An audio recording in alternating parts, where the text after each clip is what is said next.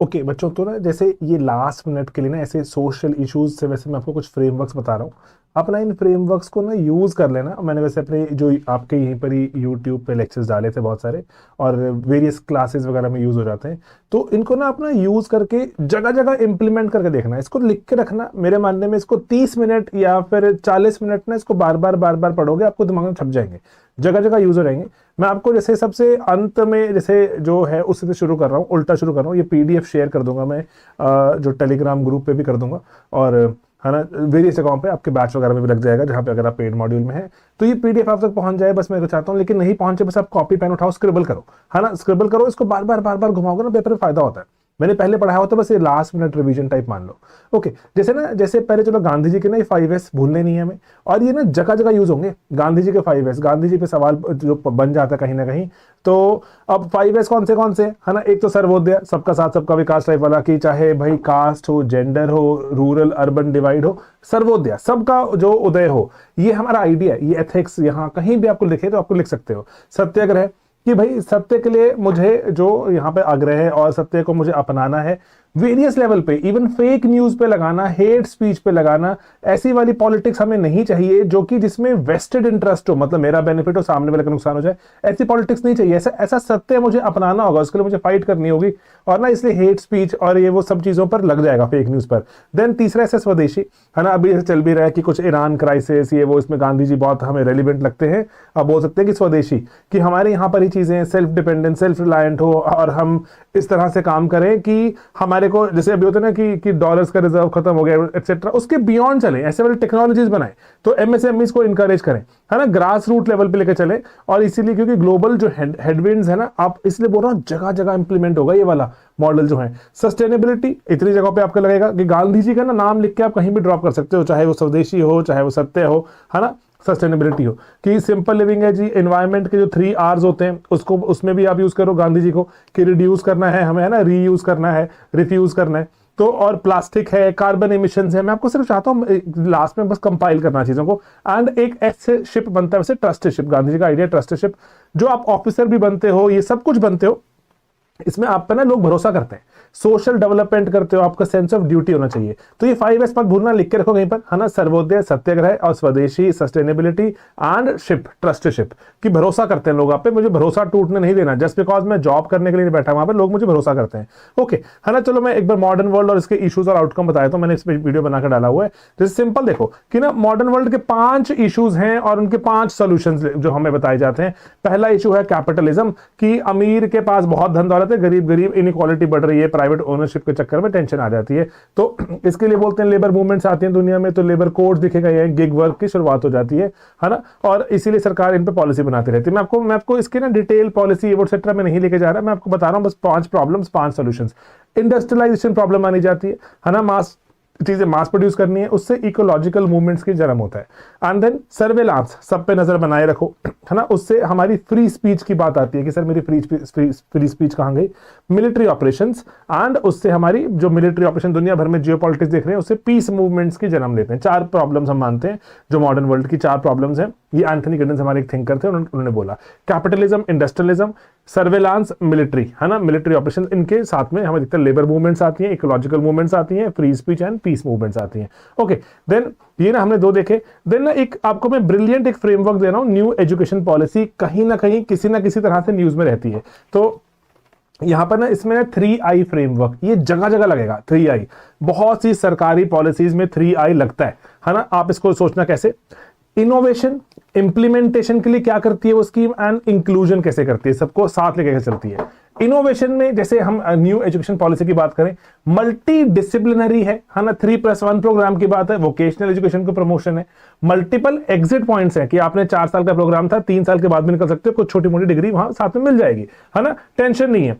Then implementation के लिए resources की बात है, मॉनिटरिंग एंड टीचर की ट्रेनिंग के लिए इंप्लीमेंटेशन इस तरह से होगी। एंड मोस्ट इंपॉर्टेंट इंक्लूजन, चाहे वो जेंडर हो, चाहे वो चिल्ड्रन हो, चाहे कास्ट, है ना, इन सबको अर्ली एजुकेशन की बात है, जो इवन की मातृभाषा में, जो मदर टंग में, उसमें बात है। मल्टीलिंगुअल एजुकेशन इसलिए आ जाती है।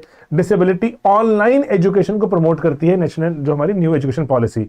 इसमें इसलिए आपने यहाँ पे जो शब्द हैं जगह जगह चिपका सकते हो, है ना, कि ये गैप को ब्रिज करती है, और पर्टिकुलरली हमारी ड्रॉप आउट, हमारा जो रेट है बहुत ज्यादा रहता है, ड्रॉप आउट को रिड्यूस करती है, और ना विमेन की पार्टिसिपेशन को बढ़ाना, और जो इवन की early age enrolment, diverse age में अगर लेटर एज एडल्ट एजुकेशन की बात भी हो जाती है, और रीट्रेनिंग की बात फोकस करती है कि वोकेशनल, किसी को स्किल सीखनी है वोकेशनल आ जाए, एंड जो इवन की बच्चों को इकट्ठे बैठ के पढ़ाना, इनोवेशन तरीके से पढ़ाना, टेक का यूज करना, सबको। इसीलिए जो ये फिजिकल और फिजिकल, ये दो शब्द है, इसको तो दिमाग में हमेशा रखना कि फिजिकल और फिजिकल दोनों बाउंड्रीज को क्रॉस करने की कोशिश करती है कि अगर जेब में पैसा नहीं है, फिजिकल प्रॉब्लम है, तो भी पढ़ सकते हो, फिजिकल पहुंच नहीं सकते किसी जगह पर तो भी पढ़ सकते हो, है ना, ऑनलाइन। तो इसीलिए बजट और प्राइवेट पार्टिसिपेशन, डिजिटलाइजेशन, इन सब को जो यूज करके यहां पर ये कोशिश करती है, जो हमारी नई नई पॉलिसीज होती हैं, इन पे आपने लगा के देखना, इन पर भी ये सब जगह लग जाएगा,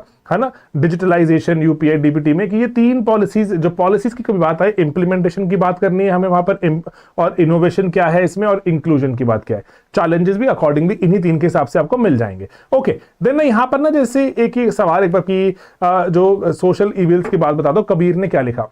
कोई भी सोशल इविल हो, किसी भी तरह की रिफॉर्म मूवमेंट हो, तो नहीं ये ड्रैग फॉर्मूला पक्का लगा देना, बहुत काम आता है। ड्रैग फॉर्मूला बहुत सरल है कि ना समाज में कुछ ना कुछ तो सबको टेंशन चलती रहती है, डिस्कॉर्ड है, सोशल हार्मनी का लॉस हो गया, इस कारण से मूवमेंट आई थी, है ना। चाहे हमारे कबीर जी आए, या फिर हम बोले जो हमारे गुरु नानक देव जी आए, कोई भक्ति हमें दिखती है मूवमेंट, या कोई भी सूफी हमें दिखती है मूवमेंट, है ना। आप कि समाज में ना थोड़ा सा चिक चिक चल रही है, तो लोगों में जी हार्मनी का लॉस हो गया, हम मूवमेंट आ गई जी हमारी, इससे थोड़ा चीजें बेटर हुई, अच्छा हुई, है ना। एंड उसके बाद ना कि चीजें ऐसी वाली हैं कि पर्टिकुलरली कास्ट को लेके, इसको जो कास्ट के खिलाफ मान लो चल रहा है कि हिरार्की है, ऊंच नीच चल रही है, डोमिनेशन चल रही है ना, तो असेंडेंसी की ना इससे ऊपर उठते हैं यार, है ना। एंड रिलीजन में डॉगमेटिक हो जाता है, मतलब कि बहुत सुपरस्टिशंस का जन्म हो जाता है, रिचुअलिज्म आ जाता है, फंडामेंटलिज्म आ जाता है। फंडामेंटलिज्म का ना जो प्राइम आइडिया पता क्या होता है कि ना फंडामेंटल्स की बात की जाती है। फंडामेंटलिज्म का प्राइम आइडिया है फंडामेंटल्स, ये याद रखना, बड़ा सिंपल शब्द है। फंडामेंटल्स का मतलब होता है कि ना हर एक जो धर्म के में कुछ ऐसे लोग होते हैं, वो बोलते हैं कि ना हमारी किताब में या हमारे प्राइम फंडामेंटल्स ये वाले हैं, ये 4, 5, 10 पॉइंट्स हैं, या जो किताब में लिखे हुए हैं वो फंडामेंटल्स हैं। इवन मॉडर्न डे में कॉन्स्टिट्यूशन को भी हम मान सकते हैं कि ये फंडामेंटल लिखे हुए हैं। लोग कहते हैं, कई ऐसे लोग होते हैं वो कहते हैं कि इस फंडामेंटल के खिलाफ कोई भी बोलेगा, वो तो या तो उसको समाज से बाहर निकाल दो या मार भी दो, है ना, इवन की डिलीट कर दो, एलिमिनेट कर दो, है ना, समझ रहे हो बात। तो इसलिए फंडामेंटल्स की स्थापना करते हैं पहले, वो बोलते हैं ये फंडामेंटल्स हैं जी, चाहे वो इस्लाम में, क्रिश्चियनिटी में, सिखिज्म में, हिंदुइज्म में, कहीं भी हो सकते हैं। फंडामेंटल्स की स्थापना होती है। इवन की अभी हम देखते हैं कि लीगल फंडामेंटलिज्म की बात भी हो जाती है कि कानून में जिसने पालना नहीं की है वो उसको लटका दिया जाए, क्योंकि रिफॉर्म वहां पर कोई बात नहीं होती। कहते हैं ये किताब है जो उसमें लिखा हुआ वही फंडामेंटल्स है, तो इसलिए फंडामेंटलिज्म की बात आ जाती है। इसके खिलाफ भी हम देखते हैं बहुत बार सामाजिक लेवल पे मूवमेंट्स आती हैं। एंड हमारे पास है ग्रीड, मटेरियलिज्म की सिर्फ और सिर्फ पैसे की बात हो रही है, तो उसके खिलाफ भी हम देखते हैं time and over religious movements आती हैं, इंक्लूडिंग जो हमारे पास कबीर के भी बहुत सारे जो आइडियाज हैं। तो ये याद रखना ड्रैग फॉर्मूला की डिस्कॉर्ड है, समाज में लोगों में बंटे हुए हैं लोग, एंड देन पर्टिकुलरली जो इसके ऊपर लेकर चलते हैं, कास्ट, हिरार्की, डोमिनेशन से ऊपर लेकर चलते हैं। इवन आप ना यहाँ पे भी लिख सकते हो, और जो बहुत सारे सोशल इवल्स होते हैं जहां पे ये अप्लाई कर सकते हो फॉर्मूला, पेट्रियार्की में कर सकते हो, रिलीजियस जैसे हमारे जो आइडियल्स है लोगों को लगता है बस ऐसे ही है, उसके कारण बाकियों को हम परेशान भी करना शुरू कर सकते हैं। फंडामेंटलिज्म, है ना, रिचुअलिज्म, इवन की सामाजिक जस्टिस की जो वापस स्थापना करने के लिए हम इन जो ड्रैग को हम यूज कर सकते हैं कि ना समाज में जब ये बढ़ जाता है बहुत ज्यादा, तो अकॉर्डिंगली मूवमेंट्स देखी जाती हैं। एंड पर्टिकुलरली वेरियस लोगों को, इवन की अगर आपको बाबा नानक के बारे में पूछें या कबीर के बारे में पूछें, कोई भी अगर आपको लगता है जो रिफॉर्मर रहे उनके बारे में पूछें, ये 4 पॉइंटर्स के आसपास ही वो कहीं ना कहीं बात करते होते हैं। तो अब यहां पर ना मैं आपको एक जो फटाफट से एक और चीज बता देता हूं, है ना, जैसे कि एग्रीकल्चर में जब विमेन होती है, ये देखा जाता है पर्टिकुलरली कि प्रोडक्शन में बहुत ही ज्यादा हेल्पफुल है, बहुत काम करती हैं विमेन। एंड कई जगह तो रिपोर्ट्स कहती हैं कि इवन जो 80% की सीड्स जो सो करने से लेके नॉलेज सब कुछ जो रखना शुरू कर दिया विमेन ने। एंड हाउस होल्ड वर्क, इसको डबल बर्डन कह देते हैं कि हाउस होल्ड वर्क भी करना पड़ रहा है विमेन को, डबल बर्डन है कि घर का काम भी बाहर का काम भी कर रही है, टेक्नोलॉजी को अपना रही है, मार्केटिंग एंड जो सस्टेनेबिलिटी, मतलब जो हमारा ओवरऑल एग्रीकल्चर होता है ना, उसमें प्रोडक्शन साइड पे विमेन का रोल बढ़ता जा रहा है। तो ओवरऑल एग्रीकल्चर का वैल्यू चेन क्या है? प्रोडक्शन, टेक्नोलॉजी, मार्केटिंग एंड सब कुछ सिस्टम चलता रहे, सस्टेनेबिलिटी, है ना, ये ब्रॉडर आइडिया है ना। तो इसीलिए चैलेंजेस भी आप ये बोल सकते हो विमेन स्पेसिफिक चैलेंजेस हैं कि लैंड की ओनरशिप मेल के पास है, जो एक्सेस टू क्रेडिट हो, फाइनेंस हो, इक्विपमेंट्स हो, ये मेल ही प्राथमिकता दी जाती है, डीलरशिप वगैरह पे मेल जा रहा है ना। पेट्रियार्की कि विमेन को ना इंप्लीमेंटर माना गया कि कौन इंप्लीमेंट करेगा, विमेन करते कि डिसीजन मेकिंग में पार्टिसिपेट नहीं करवाते। एंड स्ट्रक्चरल इनइक्वालिटीज भी एग्जिस्ट करती हैं कि ना कि फाइनेंशियल फ्रीडम या डिस्क्रिशन की क्या खर्च करें, कहां खर्च करें, ये विमेन को फ्रीडम कम मिलती है, ठीक है। तो और मेल चाइल्ड की इसलिए एक्सपेक्टेशन खत्म ही नहीं होती, चाहे वास्ट मेजॉरिटी घर का काम बाहर का काम विमेन कर रही हैं, लेकिन एक्सपेक्टेशन मेल चाइल्ड की है फिर भी। एंड ये हमें स्क्यूड सेक्स रेशियो में दिखता है ना, कि क्यों विमेन नहीं चाहिए। तो ये आप बता भी सकते हैं कि जो स्क्यूड सेक्स रेशियो क्यों है हमारे पास, land ownership, access, patriarchy, laps formula लगा के आप इसको जो डिफाइन भी कर सकते हैं। ओके, देन ना जैसे हमारे पास आता है कि हेल्थ की पॉलिसी या कोई हमारी पॉलिसी बढ़िया काम क्यों नहीं करती या बढ़िया काम क्यों करती है, तो ना आपको मैं ये 4 बातें बता देता हूं। ब्यूरोक्रेसी, ये वो एक्सेट्रा, कहां पे तंग कर रही है, कहां नहीं कर रही, एबीसीडी दिमाग में रखना। इसको रिफॉर्म करने पे चली जाती है सरकारें, एबीसीडी। जैसे ना सरकार को स्कीम लेके आती है, अवेयरनेस लेके आना चाहती है कि इसकी अवेयरनेस रहे, ऐसी कोई स्कीम एग्जिस्ट करती है, आशा है, जननी सुरक्षा है, कोई भी स्कीम है भारत सरकार की, किसी भी सरकार की, है ना। देन बिहेवियरल चेंज, हम चाहते हैं इससे हमारा बिहेवियर बदले, कि जैसे अगर डिलीवरीज हो रही हैं तो घर पे ना होके कहीं इंस्टीट्यूशंस में हो जाए, है ना। थोड़ा जो मैटरनल मोर्टालिटी और इवन इन्फेंट मोर्टालिटी रिड्यूस हो जाएगा, है ना, और हेल्थ बेटर हो जाएगी और मॉर्बिडिटी कम हो जाएगी, है ना, कि बच्चे बीमार कम रहेंगे, कम बीमार रहेंगे तो बेटर ग्रोथ होगी, माँ बाप का फिर जो पर्टिकुलरली असर कम होगा, फाइनेंशियल लॉस कम होगा, जॉब पे जा सकते हैं, है ना। तो इसीलिए एंड बच्चे कम होंगे, कितने हमें बच्चे, सैनिटेशन की बात, तो इसलिए बिहेवियर को बदलना, इस पे पॉलिसीज काम करती हैं। एक तो अवेयरनेस, एक बी से बिहेवियर, सी है जो पर्टिकुलरली अगर आप बात करें केयर की, हमारी बहुत सी जो पॉलिसीज होती है ना वो केयर पे बहुत ध्यान देती हैं, हेल्थ वाली पॉलिसीज पर्टिकुलरली। एंड एक उभरती हुई जो फील्ड है that is geriatric. Geriatric is मतलब जो बूढ़े लोगों की, भारत जैसे जैसे एजिंग होती जाएगी, दुनिया में शुरू हो चुकी है, भारत में जो एजिंग होती जाएगी, जेरियाट्रिक केयर, एल्डरली केयर।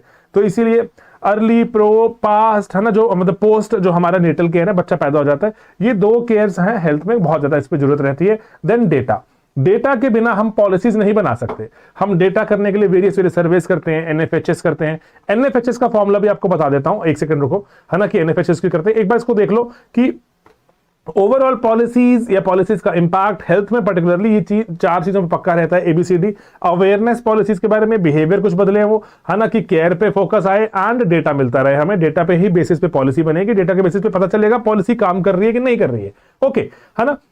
अब ना हेल्थ के फ्रेमवर्क देख लो, ये 10-12 फ्रेमवर्क है, आपको बता रहा हूं मैं, लिख के रखोगे, बार बार घुमाओगे, कहीं ना कहीं कुछ शब्द दिमाग में बैठ गया, कैसे हो गया, आपका पेपर में अच्छे नंबर आ जाते हैं, है ना, इसलिए बता रहा हूं। ओके, तो हेल्थ में अगर हमें हॉलिस्टिक कवरेज करनी है चीजों की, है ना, एज, जेंडर, माइनॉरिटी, सब पे एविडेंस बेस्ड हमें पॉलिसी बनानी होती है। इसलिए भारत की स्पेसिफिक डिजीज कौन सी है, कौन सी मेडिसिन ज्यादा काम करती है। एक्सेसिबिलिटी, अफोर्डेबिलिटी पे काम करना होता है हमें, कि किसी तरह की दवाइयां फ्री देनी है क्या, किसी दवाइयां को हमने सस्ता रखना है क्या, किसी को हम कंपल्सरी लाइसेंसिंग कर दें क्या, है ना, ऐसे वाला। देन लोकल जो कम्युनिटी की पार्टिसिपेशन, की हमारी लोकल लेवल पे चीजें, हर चीज के लिए हमें बड़े बड़े अस्पतालों में पीजीआई, एम्स ना जाना हो, लोकल कम्युनिटी लेवल पे चीजें पार्टिसिपेट होकर रिजॉल्व हो जाए, जो अस्पताल चलता रहे, कोई क्लिनिक चलती रहे। एंड टेक्नोलॉजी का यूज किया जाए ताकि लोगों को हर जगह जरूरी नहीं है कि कहीं पे ऐसे हिली एरियाज हैं या डिस्टेंट एरियाज हैं, टेलीमेडिसिन के थ्रू ये हो रहा है। टेलीमेडिसिन ऐसे नहीं है कि कोई ड्रीम है कहीं पे, ये हो रहा है। एंड हेल्थ जो एच है हमारा, हायर पब्लिक स्पेंडिंग, कि हम एजुकेशन, हेल्थ वगैरह पे खर्चे बढ़ाएं। तो हेल्थ फ्रेमवर्क मत भूलना कि हॉलिस्टिक कवरेज चाहिए, एविडेंस बेस्ड चाहिए, एक्सेसिबिलिटी, अफोर्डेबिलिटी चाहिए, local participation, technology and higher public spending. इसी से स्वस्थ भारत बनाया जा सकता है ना। ओके, देन अब ना यहाँ पे एनएफएचएस की बात है। एनएफएचएस का जो एक ब्रॉडर सा जो फ्रेमवर्क होता है ना, पेपर में सवाल आ जाता है, कई बार पूछा जा चुका है पहले, दोबारा आए ना आए पता नहीं। तो ये है एनएफएचडब्ल्यू, है ना। एनएफएचएस का एनएफएचडब्ल्यू की न्यूट्रिशन की बात करता है, फर्टिलिटी की बात करता है, हेल्थ क्या चल रही है, वेलफेयर। इसके सब पॉइंट्स देख लो क्या मतलब है। न्यूट्रिशन का मतलब है कि बच्चों की स्टंटिंग, वेस्टिंग की इतनी एज के हिसाब से कितनी हाइट होनी चाहिए, उस हाइट के हिसाब से कितना हमारा वेट होना चाहिए। वेट ज्यादा भी होगा, कम होगा तब प्रॉब्लम है, ज्यादा होगा तब भी हम मानते हैं that is lack of nutrition, की ओबेसिटी है अब, है ना। तो अप्रोप्रिएट होना चाहिए। देन फर्टिलिटी का लेवल क्या चल रहा है हमारे देश में, टीएफआर है और कॉन्ट्रासेप्टिव्स का यूज बढ़ रहा है, घट रहा है। एंड हेल्थ में मैटरनल हेल्थ की बात हो जाती है, बच्चे की हेल्थ की, मेंटल हेल्थ की बात है, ये मत भूलना। मेंटल हेल्थ बहुत जरूरी एस्पेक्ट है, सरकार कैप्चर करती है, एनएफएचएस में इसको नापा जाता है अब। एंड जो रैपिड जो हमारे इम्यूनाइजेशन प्रोग्राम्स हैं, इसको भी एनएफएचएस नापता है। एंड एनएफएचडब्ल्यू इज वेलफेयर, कि वेलफेयर की पॉलिसीज वगैरह हमारी कौन सी हैं, क्या काम कर रही हैं, जनता को अवेयरनेस है, बिहेवियरल चेंज आया कि नहीं आया, केयर हो रही है कि नहीं हो रही, डेटा मिल रहा है कि नहीं मिल रहा, ABCD अप्लाई हो गया, हो जाएगा, हमेशा ही होगा, है ना। ओके, देन यहाँ पे ना अर्बनाइजेशन हर जगह दुनिया में प्रॉब्लम है, UPSC सब जगह में सवाल पूछे जाते हैं। अर्बनाइजेशन को मैं आपको एक सिंपल फॉर्मूला बता देता हूं, इसका नाम है मिस, है ना, मिस, जो मिस मी फॉर्मूला बोल दो चाहे आप, कि अर्बन इलाकों में मैं कहीं खो गया, है ना, पता नहीं चला, मिस मी। तो मिस मी का फॉर्मूला बड़ा सिंपल है कि अर्बनाइजेशन क्यों हो रही है, क्योंकि पर्टिकुलर माइग्रेशन बहुत इंटेंस है, इनइक्वालिटी रियल है अर्बन एरियाज में, एकदम ये नीचे स्लम बना हुआ, ये अंबानी जी का घर, है ना, टेंशन हो जाती है। स्लम फॉर्मेशन अर्बन एरियाज में ही स्लम फॉर्मुलेट होता है। स्लम की परिभाषा भी आप बता सकते हैं, स्लम की परिभाषा होती है कि डिलैपिडेटेड कंडीशंस, क्लोज प्रॉक्सिमिटी में लोगों का रहना, lack of clean air and water, है ना, ये जो कंडीशंस हैं लिविंग की, these are slum like conditions Bharat में। इसीलिए हम बोलते हैं कि अर्बन एरियाज में स्लम एक मैसिव इशू है।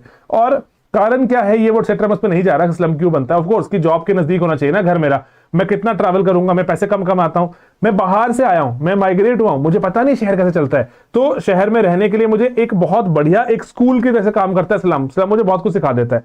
देन स्लम में क्रिमिनल एक्टिविटीज चलती हैं, है ना, और इसीलिए स्लम में घुसना बड़ा मुश्किल होता है ओवरऑल, कि पुलिस वगैरह का भी, तो इसलिए स्लम मल्टीपल चीजों के साथ चलता है, एग्जिस्ट करता जाता है, जितनी भी कोशिश करते हैं हटाना बड़ा मुश्किल होता है। तो इसीलिए एंड ये इंफ्रास्ट्रक्चर हमारे मॉडर्न जो अर्बन एरियाज हैं भारत में स्ट्रेंड है, भारत सरकार ने बहुत स्कीमें चलाई हैं, इंफ्रास्ट्रक्चर स्ट्रेंड है इस वक्त। एंड क्राइम अर्बन एरियाज में ज्यादा क्यों देखने को मिलता है, क्योंकि एनोनिमिटी होती है, क्राइम करके लोग भाग जाते हैं, CCTV कैमरा एटसेट्रा ढूंढते रहो, पता ही नहीं कहां गया। शहरों की बजाय गांव में देखो, गांव में लोगों को पता होता है, अच्छा पिंडा आया सी, अच्छा, है ना, तो पता होता है कि कौन था। शहरों में एनोनिमिटी होती है, शहर बड़े होते हैं, इसका फायदा भी है, इसका नुकसान भी है। फायदा क्या है एनोनिमिटी का, क्विकली फायदा है इज कि मेरी कौन सी कास्ट है, मैं किस जो जगह से आता हूं, कोई नहीं पूछता किसी से, सब लोग चले हुए हैं, है ना, चले हुए हैं, तो जॉब मिल रही है, इकोनॉमिक एक्टिविटी हो रही है, फायदे नुकसान दोनों है एनोनिमिटी के। लड़कियां जो जिस तरह से चाहती हैं, खाना पीना, जो कपड़े पहनना ज्यादा पहन पाती हैं अर्बन एरियाज में, क्योंकि एनोनिमिटी होती है, किसकी बेटी हो, किसके घर से आई हो, कोई नहीं पूछता, है ना, इसलिए फायदे नुकसान दोनों है एनोनिमिटी के अर्बन एरियाज के। ओके, देन मैं आपको कास्ट पे ब्रॉडर फ्रेमवर्क दे रहा हूं, है ना। कास्ट में ना हायरार्की छुपी हुई है, कास्ट में हायरार्की छुपी हुई है, कभी मत भूलना, कास्ट एक हायरार्किकल इंस्टीट्यूशन है, हमारे दिमाग में एग्जिस्ट करता है। जब तक हमें सामने वाले की कास्ट का नहीं पता, वो एग्जिस्ट कर रहा होता है, हमें पता लगता है हायर कास्ट है, हम ऐसे इमेजिन कर लेते हैं, हमें पता चलता है लोअर कास्ट है, वैसे इमेजिन हो जाता है। इसलिए हम बोलते हैं एक कॉग्निटिव, ये वर्ड कभी दिखे पेपर में पूछा जाता है, इट्स अ कॉग्निटिव इंस्टीट्यूशन, दिमाग में एग्जिस्ट करता है। हम उसको फिजिकल वर्ल्ड में ले आते हैं कि शरीर अच्छा, हमें जो बनाया गया कि साफ सुथरा है, अपर कास्ट, लोअर कास्ट, ये वो एटसेट्रा, ये अलग अलग तरह से कॉग्निटिव को हम फिजिकल वर्ल्ड में मैनिफेस्ट होता हुआ देखते हैं। फिर हमें इमेजिनेशन में उसके बेसिस पे हम कुछ पॉजिटिव कुछ नेगेटिव, किसी को खास ट्रीटमेंट मिल जाता है, किसी को बेकार ट्रीटमेंट मिलता है ना। तो ये एक मतलब बेसिक सी बात बता रहा हूं, मैं इसमें डिटेल में नहीं जाऊंगा। तो पर्टिकुलरली पॉजिटिव में आप क्या क्या देख सकते हैं कि अफर्मेटिव एक्शन, सरकार ने अफर्मेटिव एक्शन लिया, है ना। और जैसे मैंने आपको बताया ना, मेंटल कंस्ट्रक्ट है और एस्क्रिप्टिव मतलब पैदाइशी आइडेंटिटी होती है। आप पैदा होते हो किसी कास्ट में, अपना नहीं सकते आप कास्ट की, मैं चलो मैं अपना रहा हूं आज से मैं ब्राह्मण, ऐसा नहीं हो सकता। जिस कास्ट में पैदा हुआ मैं वही पैदा हुआ हूं, है ना, बदली नहीं जाती, बदली जाती है बहुत लॉन्ग टर्म में। ऐसे है दुनिया में कि लोगों ने अपने नाम, अपने जो तौर तरीके से जीने का तरीका, है ना, सब बदल लिया। लॉन्ग टर्म में लोगों को लगा ये तो ऊंची जाति वाले हैं, है ना, ये इस पे अलग सोशियोलॉजिकल स्टडीज हैं, उस पर नहीं जाएंगे। लेकिन मोस्टली कास्ट पैदाइशी है, बदली नहीं जा सकती। आप इसको सिर्फ त्याग सकते हो, इसको अपना नहीं सकते कि मैं अपनी दूसरी कास्ट अपना लूं,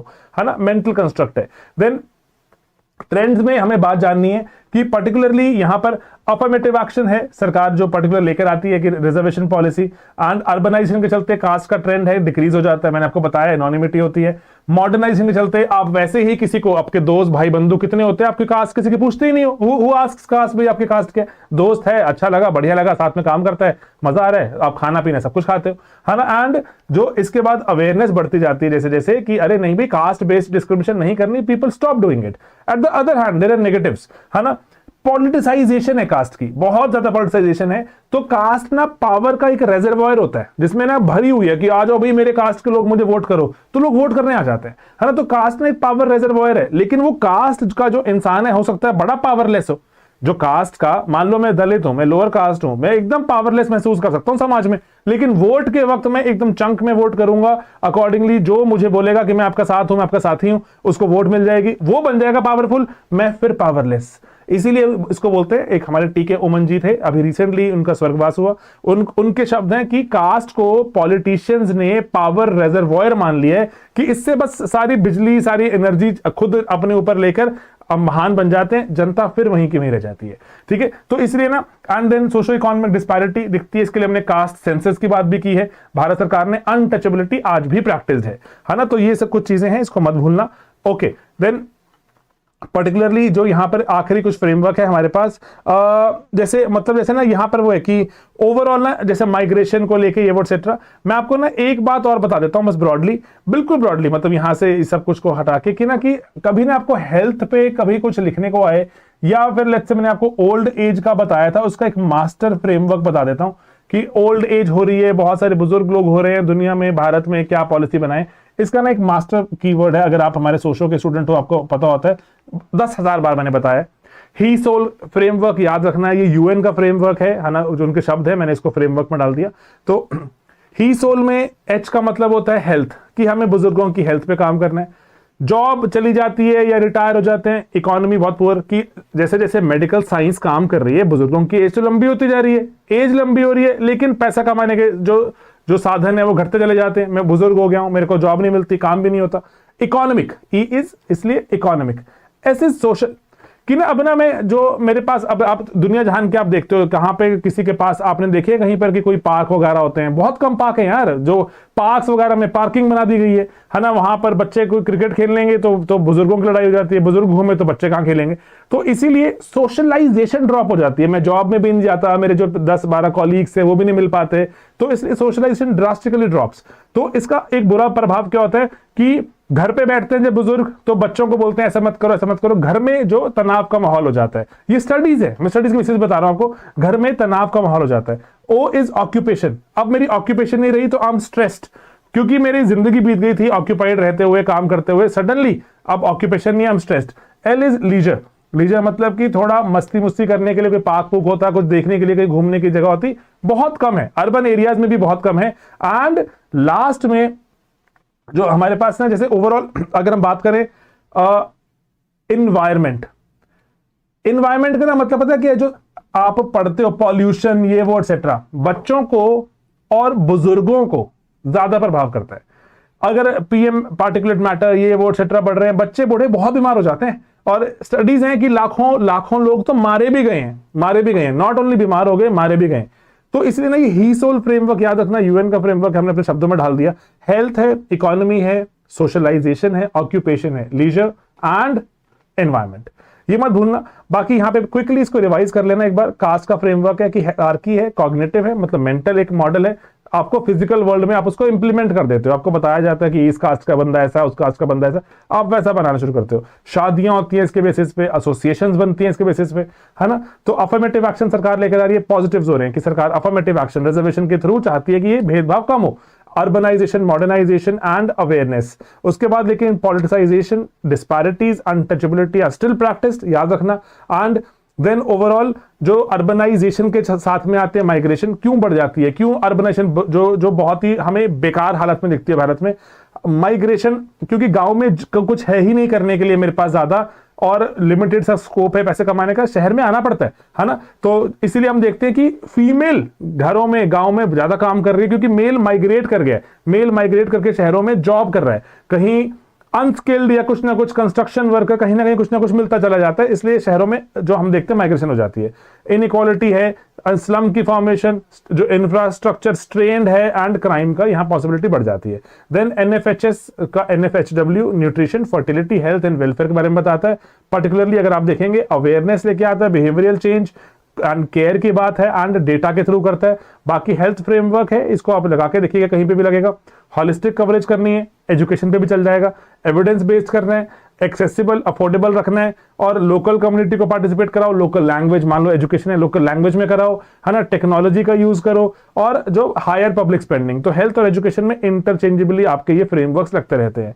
तो बाकी ओवरऑल विमेन हम प्रोडक्शन में देखते हैं बहुत ज्यादा, अभी जो इवन उत्तराखंड में विमेन बहुत ज्यादा हैं जो कि काम कर रही है, घर का काम भी एंड खेतों में भी काम चल रहा है। और पूरी जैसे 80% there are studies which tell us कि 80% जो वर्कफोर्स है वो वुमेन की हो चुकी है। तो ये बहुत ज्यादा है क्योंकि मेल माइग्रेट कर गया है ना। एक फील्ड में अगर जो 4 लोगों की जगह थी, 2 मेल 2 फीमेल थे, 2 मेल चले गए शहरों में और जाके वहां पे काम कर रहे हैं। टेक्नोलॉजी, मार्केटिंग, सस्टेनेबिलिटी, पूरी एग्रीकल्चर की वैल्यू चेन है, इसमें हम देखते हैं। लेकिन लैंड की ओनरशिप मेल के पास है, एक्सेस भी क्रेडिट, फाइनेंस, इक्विपमेंट का मेल को मिलता है। पेट्रियार्की जिंदाबाद चलती है क्योंकि जो डिसीजन मेकर नहीं है, पेट्री मतलब मेल का आर्की, मेल का रूल है ना। स्ट्रक्चरल इनइक्वालिटी ठीक ठाक हमें दिखती है कि डिस्क्रिशन कहां पैसा खर्च करूं कहां नहीं करूं, ये मेल की ज्यादा होती है और मेल चाइल्ड की ही एक्सपेक्टेशन है, क्योंकि हमारी ओवरऑल ये हमें क्या बात समझ आती है कि फाइनेंशियल इंडिपेंडेंस बहुत, जो डिस्क्रिशनरी इंडिपेंडेंस बहुत कम होती है फीमेल की।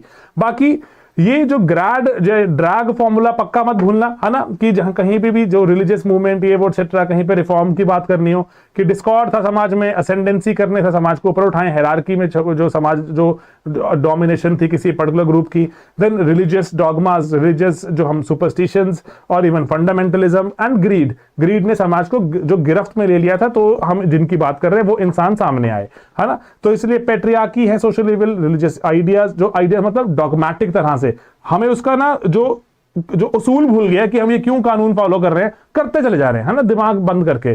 तो fundamentalism, ritualism and social justice, इसके लिए हम देखते हैं रिफॉर्म मूवमेंट आती है।